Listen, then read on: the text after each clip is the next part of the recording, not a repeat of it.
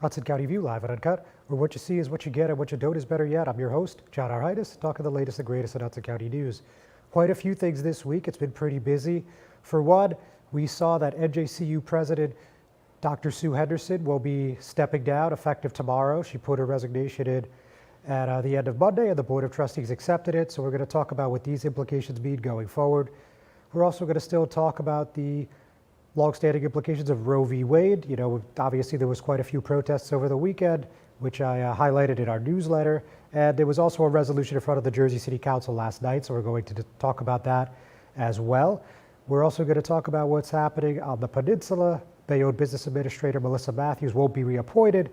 And while she had the opportunity to take her previous job, she's declined to do so. And we're going to tell you exactly what's happening there. Of course, the reorganization meeting for the Bayonne City Council is tomorrow at noon, and then the inauguration will follow a few hours later. That's at 3:30. And also tomorrow, the Township of Weehawken will do their inauguration at noon, but there's no real reorg there, as it's the exact same mayor and council as before. Of course, they ran unopposed. We're also going to talk a bit about the Liberty State Park situation. Obviously, that new bill that has been fast-tracked, a lot of people said would open it up to privatization, has been approved by the legislature officially. However, we have heard from State Senator Brian Stack, who's also the Union City Mayor, and he's given his word that he's going to put in a piece of legislation that will protect the Cave and Point section of the park. And of course, I'm also joined today by Jersey City Ward E Councilman James Solomon. So all that and a little bit more when we get back. Burns Brothers Memorials, Monuments, and Markers, 787 Tunley Avenue, Jersey City. Hudson County's only monument maker, serving all faiths and cemeteries. Design, studio, and large inventory on site. Cemetery inscriptions and custom orders welcome. Burns Brothers Memorials, Monuments, and Markers, 787 Tunley Avenue, just south of Secaucus Road. Craftsmanship that will last for all eternity. Burns Brothers, Jersey City, Albert H. Hopper, North Arlington. Visit us on the net. Consumer Carpets, 3408 Kennedy Boulevard in the Jersey City Heights, your one-stop store for residential and commercial floor treatments, carpeting, linoleum, tiles, laminates, hardwood floors, area rugs, remnants, all major brands, all in stock. Free estimates, same-day installation. Consumer Carpets, it's savings, selection, installation. Credit cards and debit cards accepted. Financing available. Consumer Carpets, price to fit your budget, installation to fit your schedule.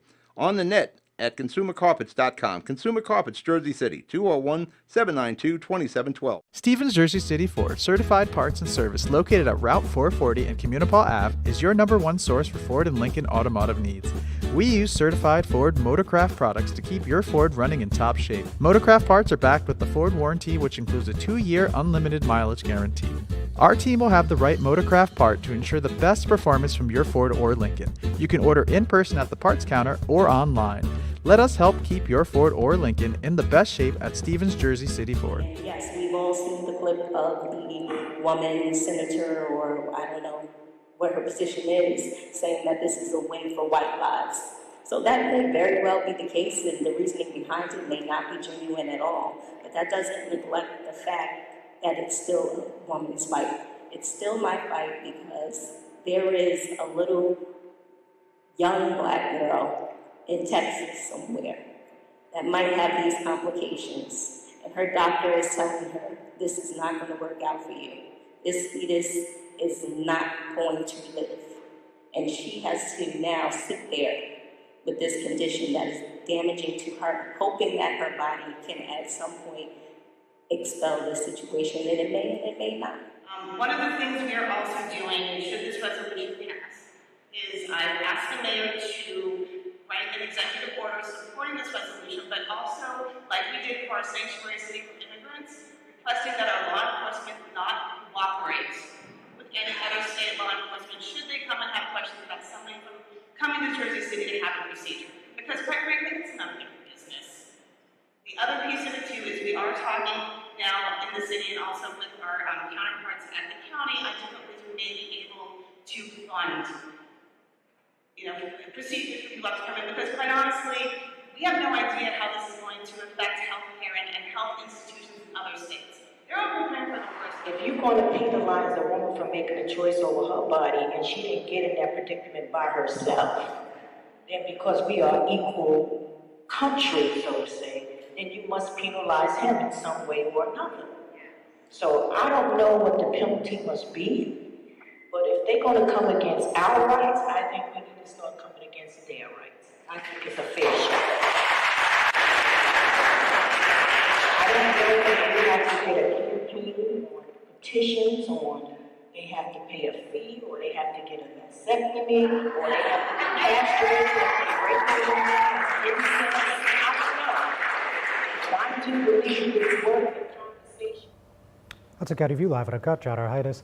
So as you saw, those were some of the Jersey City Councilwomen speaking about this resolution about abortion rights. You know, the resolution that was in front of the governing body yesterday talked about two things specifically. They talked about codifying Roe, of course, in the U.S. House of Representatives, and it talked about making Jersey City a right to choose sanctuary city for abortion rights. Based on that clip you just saw, if you weren't familiar with what was going on at the meeting, I think it's fairly obvious that that passed unanimously. That was 8-0. Councilman at Large Daniel Rivera was absent. One talking point that was brought up was that we heard from someone from the North New Jersey Democratic Socialists of America who talked about how he wanted to see some funding go into the city and how they could have some sort of abortion clinic set up free of charge. And we heard from Ward B Councilwoman Mira Prinzari, who was the sponsor of this piece of local legislation, and she said that there was already discussions throughout the city and with the county to talk about doing something along those lines. Didn't get into the particulars, but we're obviously going to keep you posted on what happens there. And this was also an effort that was supported by the Jersey City Young Democrats. A couple of them spoke during public portion. And pretty much every council member, with the exception of Ward C Councilman Rich Baggiano, gave a detailed explanation, part of what you just saw right there. So with that, I'm actually going to take another break, and when we're back, we'll be with Ward E Councilman James Solomon. Good Friend Self-Storage in North Bergen, New Jersey is a fully climate-controlled facility equipped with state-of-the-art security, packing supplies, a Refer Friend program, and multiple loading docks convenient for commercial use. Located just off of Route 3 at 4301 Tunnelly Avenue, Route 1 and 9. Call 201-867-2444 or visit us on the web today. Good Friend Self-Storage. Let us be your good friend. Newport, the luxury waterfront community on the Hudson River, offers a quality of life you deserve in one of our many high-rise towers. With amenities such as the on-site Newport Path, light rail, Newport Town Square, 3 playgrounds, dog run, upscale restaurants, retail giants like Kohl's, JCPenney, Macy's, and Target. Morton Williams and Acme Supermarket are just outside your front door. A health and fitness center, skating rink, and medical facilities are also on site. Enjoy the New York skyline from our waterfront and various parks. Manhattan is just one path stop away, or a quick ride through the Holland Tunnel. Nursery and private elementary schools all on site. 12-screen movie theater at the Newport Center Mall. Looking to visit? Stay at the Westin or Marriott Hotel.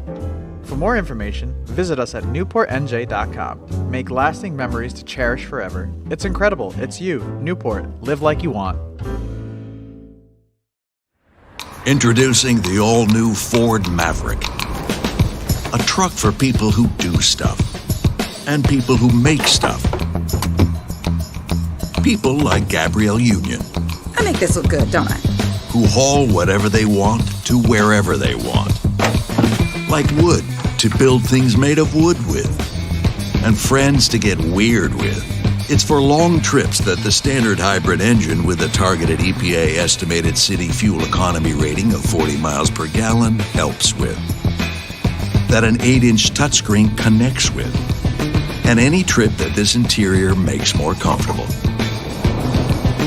But we'll let Gabrielle tell you all about it. Or I could just tell them it's a Ford truck that starts at less than $20,000 MSRP. Yep, that works too. The all-new Ford Maverick, built to defy expectations.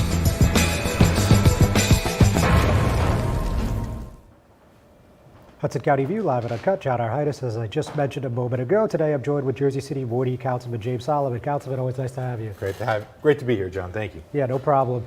So look, there's no shortage of topics to talk about this week. No. But let's just talk about last night, as I just touched on. Let's talk about this resolution you guys passed. Yeah. Obviously, you and your colleagues unanimously supported it, and I know you attended at least a couple of the rallies over the weekend. Why is this an important issue for you and for Jersey City? It's a fundamental right. The right to choose, the right for women to control their bodies. For 50 years, that has been guaranteed to every person in the country. And for the court to overturn it in the face of public opinion. Every public opinion poll will say that the majority of Americans wanted Roe v. Wade maintained. That requires a response. And I think, just average people want to see their elected officials fighting for their rights and fighting for them in the wake of a pretty disastrous decision. So I was grateful for Councilman Pranzeri, all of the councilmen on the council to sponsor the resolution last night, and proudly voted in favor of making sure that Jersey City is a place that any woman or person can exercise their right to choose. Now, just as you were walking in, I mentioned that a couple people in the from the public and also the councilwoman mentioned that it's possible the city may get some funding for this. Do you have any additional information on what's happening there? I don't have any additional information. I would just say that it's really important that people not just have the right to health care, but they have access to it. So anything we can do to expand access, I want to do. All right, simple enough. So let's talk a little Liberty State Park, and I know you've been consistent. Got my golf clubs in the back. I'll bring them out. That would be good. Maybe we'll hit a couple putts. Yeah, exactly. But so I know you supported the Protection Act since its inception, and I know you supported the park longer than that. Yeah. But look, this was a piece of legislation that obviously got a lot of criticism. It still sailed through pretty easily in the legislature at a rapid pace. Yeah, we saw some changes. Obviously, the funding's down significantly. The task force has expanded. Fortunately, we don't have that amendment to protect Cave Point. At least a lot of people call it unfortunate. So your take on this whole thing? Yeah. There was, and there still is, a policy that would unite 99.9% of Jersey City, and I say 99.9 intentionally because the 0.1 is Paul Fireman, right? He's the one who would be excluded. And that policy is to say Cave Point is fully protected. It will never be taken by Liberty National Golf Course, and we're going to put in law the inability for anyone, DEP, whoever it is, to one day in the future build on it and take that natural sensitive area as an ecosystem for the golf course. In addition, we can build needed active recreational facilities, ball fields, a community center. All of that is needed and will help the city. And there's no reason why we can't have that unless it is the money, lobbying, and power of Paul Fireman, the billionaire, stopping us from that outcome. And we didn't get there in this bill, and that's why I spoke at the Assembly in favor of amendments that didn't get placed in the bill. But it's also to remind everyone that there's nothing that's stopping us from getting that tomorrow. I know Senator Stack introduced the bill to protect Cave Point. I take the senator and the mayor at his word that that's what he wants to do, and I have faith that he's going to fight for that. And my hope is that everyone who supported this bill gets behind the senator and gets that bill through that bill protecting Cave Point through the legislature as quickly as possible.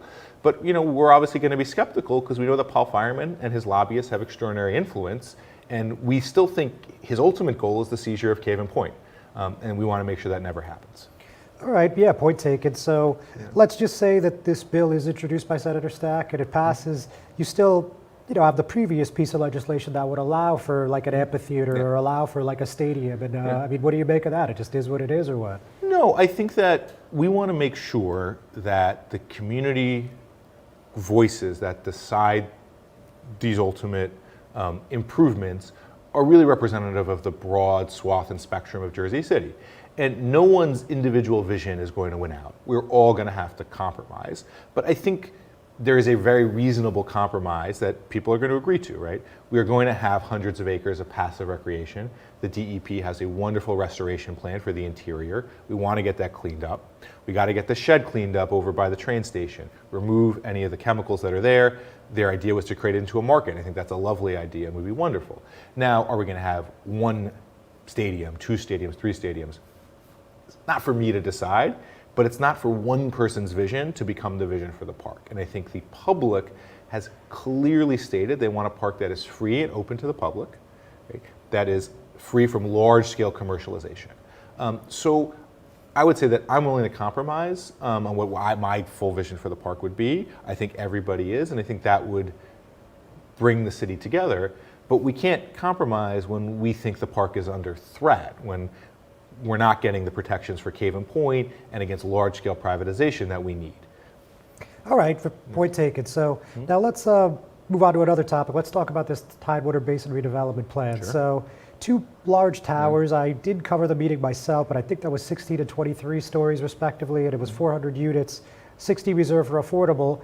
And there were still quite a few people that spoke out against this. Of course, the planning board, was okay with the amendments. They voted in favor. But what's your take on this project? How do you see it? Yeah, so this would be the first project moving under the city's new inclusionary zoning ordinance, which guarantees that a certain percentage of units are affordable. And that's really important to me. We need more affordable homes in downtown Jersey City and across the whole city. And while it's never perfect, that is a really worthy goal to fight for. With that said, I don't think the council should just accept what the developer proposed and make no changes to it. Right? I think there are legitimate issues that have been raised. How can we mitigate the impacts of this development on the surrounding community? And my hope is in the next month, before as this plan advances at the city council, that we can make sensible amendments and changes to it to get it built, get the affordable housing units, but limit some of the negative impacts on the surrounding community. Again, I think that is very reasonable and very possible, and my hope is that we'll have constructive partners to do that over the coming month as it advances. Okay, very good. So that's going to come before the council again, right? So we'll come before the council for probably final adoption at some point in the late summer, August, September, something around that time frame. Okay.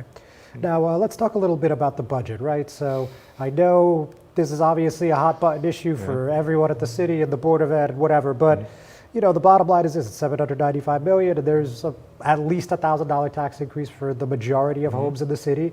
And, certainly you would think there has to be some kind of compromise there in terms of which departments get what. So, I mean, how are you envisioning this playing out? Well, the council is just starting its budget hearings. So in those hearings, we get to really dive into the details, and that'll help us determine what to do. But I think obviously the bulk of this increase is not coming from the city, but we have to do our part to limit the impacts on homeowners. So just a small example, I didn't vote in favor of the fireworks contract, or a couple $100,000, not because I don't love fireworks, I love fireworks, but I think we have to demonstrate to the taxpayers that we are going to be judicious about every single dollar that we spend. And so my approach as we go through the budget hearings is to look at every line item and see where we can save money. And even if it's, a small line item, we've got to show taxpayers that we care that much. Because this is going to be a huge burden. I've heard from dozens and dozens of people since they got their tax bill, and a lot saying they don't think they can stay in Jersey City. Right? A 35% increase in 1 year is an extraordinary amount. So on the city side, my commitment is to make sure that we go line by line and do whatever we can to limit the burden on taxpayers. All right, very good. And so do you have any details on what hearings will be going on next week? So the council president has released the schedule. They're going to occur, I believe, on the 6th and the 7th next week, and then the 12th and the 13th, I want to say, the week after. And every single city department has a hearing, and those hearings are open to the public. So any member of the public can attend at City Hall as we do the hearings. All right, very good, Councilman. Don't go anywhere. Don't go anywhere, ladies and gentlemen. We're just going to take another break. We'll be right back. All right. Panapinto Properties, Jersey City, shaping the workplace with state-of-the-art office spaces and addresses your company desires. Building residences that define your home environment, adjacent to all modes of transportation with on-site parking available. The right address, the right lease. Call 201-521-9000 or visit online at panapintodevelopment.com. Panapinto Properties, building Jersey City for everyone. Hudson County View, live and uncut. John Heinis, and I'm still in the studio with Jersey City Wardy Councilman James Solomon. So another thing that I wanted to touch on today is obviously we're talking about this $4.7 billion turnpike widening project, New Jersey Turnpike Authority. And I know you called into the meeting to express your displeasure, and I'm paraphrasing, but you said it's one of the worst projects in recent memory. That's it. It's an exact quote. So why do you feel so strongly that this is the wrong choice? Yeah. We now have decades and decades of experience of what happens when you make highways bigger in cities. So what happens is you add an extra lane of traffic, you think you're going to reduce congestion. But what happens is everyone's like, hey, I'm going to drive my car now, there's less congestion. And you just end up with the same or worse levels of traffic as before. And here's the thing, right? The Holland Tunnel isn't getting any bigger. We're widening the turnpike, you're still taking all those cars to the exact same 2 lanes of the tunnel that exist. So they're just going to bottleneck. And when they bottleneck, what are they going to do? They're going to drive on our local streets. And so we already have large traffic volume on our local streets of people cutting through for the Holland Tunnel. We're only going to get more from this project, but it's worse than that too, right? They're going to take land, right? They're going to use eminent domain. They're going to build on playgrounds, on parks, right? My daughter's playground is next to the turnpike. They're going to, in their plan, extend the turnpike another 20, 30 feet, literally adjacent to the playground she plays in. That's going to create air pollution problems. And for what benefit? What do we get out of spending billions and billions of dollars? We're just going to get more congestion. No, this doesn't solve a problem. It's as if I propose spending $4.5 billion to dig a hole and then fill it back in, because we're not going to get anything from it in Jersey City. Now imagine if we invested $4 billion in light rail extension, West Side Avenue. We've got the 18th and Jersey stop. We've got the Bergen part of the light rail that's never been built. Imagine the climate impacts from moving people onto transit and out of cars. Right? There is just so much good we could do with that money, and so little benefit, in fact, harm that's going to come from the current proposal to spend it. So that is why you accurately quoted me in saying it's the worst idea in recent memory in Jersey City. All right, very good then. So let's talk about local infrastructure for a moment on perhaps a lighter note, but I know you were with Ward D Councilman Yusuf Saleh not long ago. I think it was just last week. That's right. And you were, I think that was at Cole Street, and you guys are working on something over there. Tell us what you got in mind. Yeah, so if you've been on Cole Street, if you want to cross in Jersey City between Hamilton Park neighborhood and the neighborhood north of the Holland Tunnel, which I like to call Lackawanna, and we'll never call Soho West because that's what the developers want to call it, but want to cross into the Lackawanna neighborhood, you generally have to cross the lanes of the Holland Tunnel access. Yeah. The only crossing that is not involved going across the Holland Tunnel is Cole Street. So it's a crossing that's used by kids on bikes, moms and dads pushing strollers, people who are disabled. Unfortunately, we had a tragedy in 2019 where someone was killed in a hit-and-run accident at that crossing. And if you've ever been there, it is unsafe, right? It's dark, it's damp, the sidewalks either don't exist, and then you have like a 3-foot curb, and so people just dart out into the road all the time while cars are traveling in an extremely fast manner. So for us, it's really important to repair that stretch of road and do so in a way that makes it safe and inviting for pedestrians and bicyclists, which will also make it safer for drivers. And you're going to connect these two neighborhoods. You're going to connect Hamilton Park and this Lackawanna neighborhood, where in the last 10 years we've added, 5,000, 10,000 people living in just that little space. So it's a really important neighborhood connector, and it's one that, I think Mayor Fulop, Director Patel, we have I think a lot of really great city officials working on helping us do these repairs, and Councilman Saleh has been a great partner, and I'm hopeful we're able to get those capital improvements done in the short term.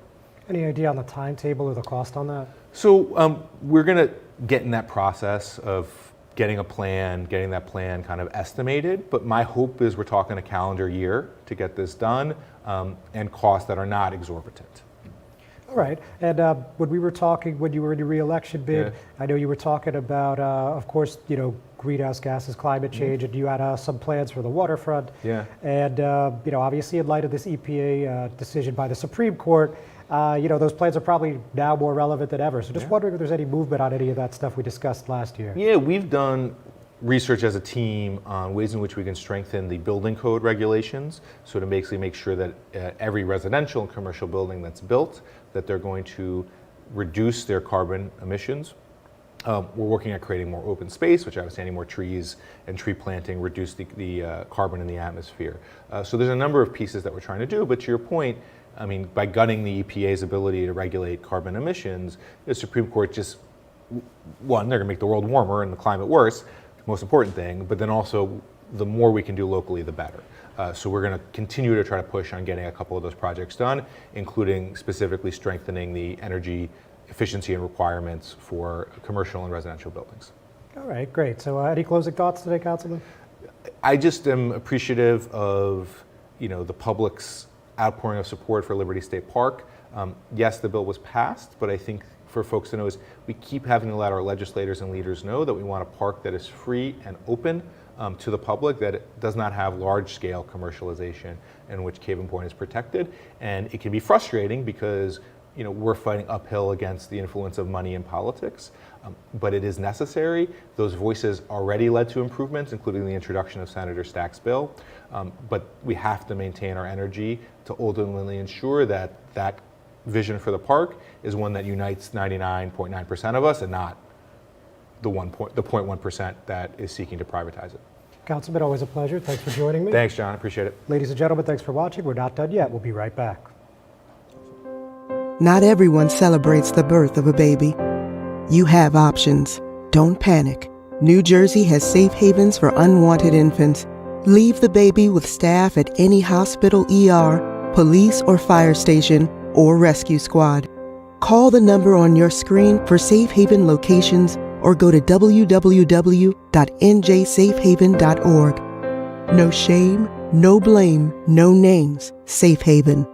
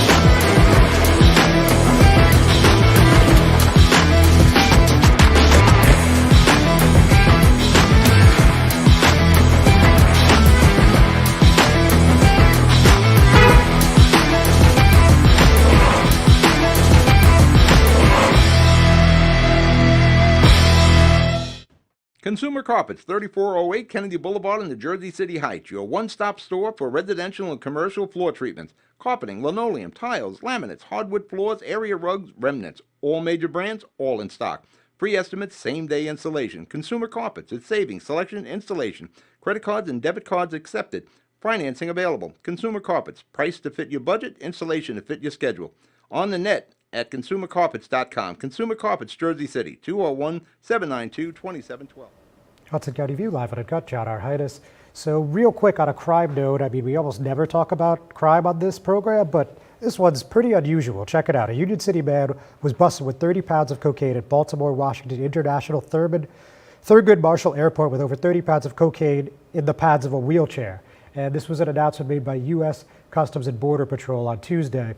So Gabriel Ruiz, 34, of Union City, was arrested on state felony narcotics importation and possession charges on June 21st by Maryland Transportation Authority police officers after they inspected his electric wheelchair. So just quickly, Thomas Hefford, the acting area port director for CBP's area port of Baltimore, said concealing dangerous drugs inside wheelchair seat cushions is unusual, and transnational criminal organizations work very hard to conceal their illicit drugs, but this cocaine seizure proves once again that Customs and Border Protection officers are up to the task of protecting our communities by fighting the drug gangs' creatively concealed contraband. So just real hurry up offense here. Bayonne BA Melissa Matthews has worked her last day in Bayonne City Hall. She has resigned instead of taking a demotion to Clerk 1. She used to work for the Division of Planning, and that was before she got appointed to BA in 2020. Obviously, since then, it's been a pretty big falling out with the administration. You know, she's got that gender discrimination lawsuit that's still pending. A few of the plaintiffs have been dismissed, but this case is, probably going to be around for the long haul. So that was quick on that. And we're just going to end talking about NJCU just very quickly. The Board of Trustees accepted Dr. Sue Henderson's resignation, as we talked about at the top of the program. And, they basically credited her for a number of things, including increased enrollment, including keeping test scores up, and a bunch of other things that we really just don't have time to get into the details. Of course, the cloud that's hanging over this is that the development on the west side, which is $156 million, led part of $156 million debt.